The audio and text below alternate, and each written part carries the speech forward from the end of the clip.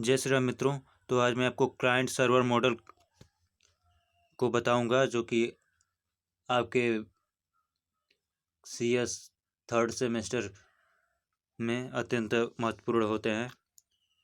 ये ज़्यादातर यही पूछे जाते हैं। चलिए प्रारंभ करते हैं। यदि आप मेरे चैनल पर पहली बार आए हैं तो सब्सक्राइब कर लें और वीडियो को शेयर कर दें, लाइक भी कर दें।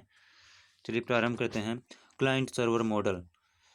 क्लाइंट सर्वर मॉडल एक नेटवर्क में सूचनाओं और कार्यों के वितरण के लिए एक वास्तुशिल्प अवधारणा है। जो क्लाइंट सर्वर मॉडल है वह एक नेटवर्क में सेवाओं और कार्यों के वितरण के लिए एक वास्तुशिल्प अवधारणा है। सेवाएं सर्वर द्वारा प्रदान की जाती हैं। इसमें जो सेवाएं होती हैं सर्वर द्वारा प्रदान की जाती हैं और ग्राहकों द्वारा उपयोग की जाती हैं। इसमें जो सेवाएं होती हैं सर्वर प्रदान करता है और ग्राहक द्वारा उपयोग किया जाता है। IP नेटवर्क में क्लाइंट सर्वर मॉडल के विशिष्ट अनुप्रयोग HTTP के माध्यम से वेबसाइटों तक पहुंच रहे हैं। IP नेटवर्क यानी कि इंटरनेट प्रोटोकॉल नेटवर्क में क्लाइंट सर्वर मॉडल के विशिष्ट अनुप्रयोग HTTP यानी कि हाइपर टेक्स्ट ट्रांसफर प्रोटोकॉल के माध्यम से वेबसाइटों तक पहुंच रहे हैं।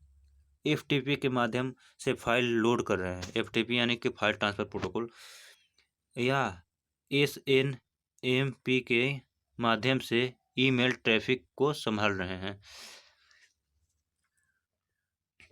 क्लाइंट सर्वर मॉडल नेटवर्क में कार्यों और सेवाओं को वितरित करने के लिए सबसे व्यापक रूप से उपयोग की जाने वाली अवधारणा में से एक है। क्लाइंट सर्वर मॉडल नेटवर्क में कार्यों जो क्लाइंट सर्वर मॉडल होता है वो नेटवर्क में कार्यों सेवाओं को वितरित करने के लिए सबसे व्यापक रूप से उपयोग की जाने वाली अवधारणाओं में से एक है।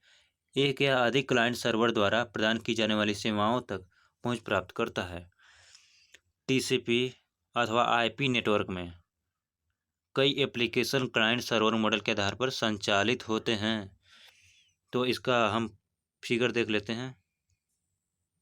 देखिए फिगर है इसका। क्लाइंट फर्स्ट है, क्लाइंट सेकेंड, क्लाइंट थर्ड, जो कि इंटरनेट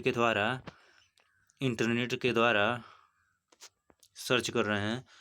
उसके पास या सर्वर के पास जा रहा है या इंफॉर्मेशन का एक समूह होता है। इसमें इंफॉर्मेशन स्थापित रहते हैं या रिक्वेस्ट कर रहे हैं इंटरनेट के थ्रू सर्वर से। तो सर्वर रिस्पॉन्स देगा इन सभी को। तो आप इस समझ गए होंगे और इस फिगर को बना भी लीजिएगा। विशेषताएं इसके देख लेते हैं। देखिए विशेषताएं हैं। पहला विशेषता है क्लाइंट और सर्वर पर विभिन्न कार्यों के वितरण सेवाएं।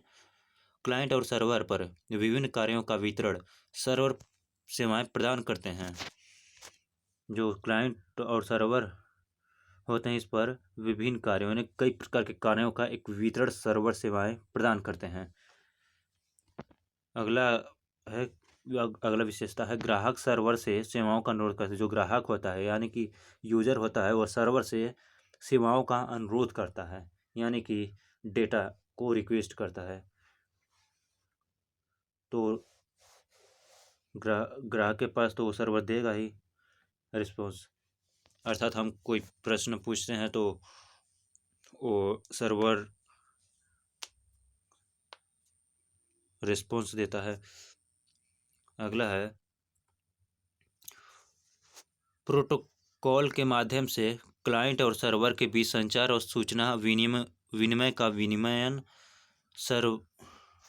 प्रोटोकॉल के माध्यम से क्लाइंट और सर्वर के बीच संचार और सूचना का विनिमयन। अगला है सर्वर एक या अधिक ग्राहकों की सेवा करते हैं। जो सर्वर होते हैं एक या अधिक ग्राहकों की सेवा करते हैं। अर्थात हम कई लोग इंटरनेट पर मतलब सर्च इंजन में मान लीजिए कुछ सर्च कर रहे हैं तो सर्वर एक या अधिक ग्राहकों की सेवा करते तो वह रिस्पॉन्स वह जाता है सर्वर के पास तो सर्वर रिस्पॉन्स करता है। तो यही इसी में कहा गया है कि सर्वर सभी को सेवा प्रदान करते हैं। सर्वर और क्लाइंट फंक्शन या कार्य किसी भौतिक हार्डवेयर से बंधे नहीं हैं।